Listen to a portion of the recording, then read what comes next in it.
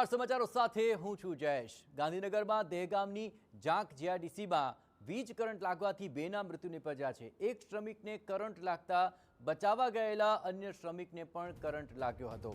અહીં લાઇનર બનાવતી કંપની જય ગોગા એન્ટરપ્રાઇઝમાં દુર્ઘટના ઘટી છે। કંપનીના બીજા માળેથી લોખંડનો ખાટલો લઈને જઈ રહ્યા હતા શ્રમિકો અને વીજળીના તાર સાથે લોખંડનો ખાટલો અથડાતા વીજ કરંટ લાગ્યો હતો। એક શ્રમિક બેભાન થતા અન્ય શ્રમિક બચાવવા માટે આવ્યો હતો। બંને શ્રમિકના સ્થળ પર જ મૃત્યુ નિપજ્યા છે। અન્ય એક શ્રમિક ઘાયલ થયો છે। પોલીસ અને વીજ વિભાગે અહીં આગળની તપાસ હાથ ધરી છે।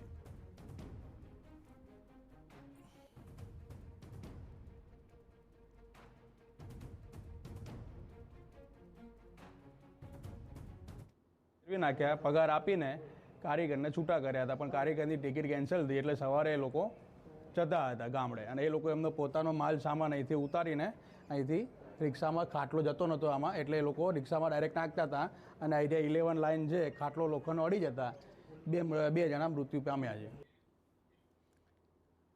તો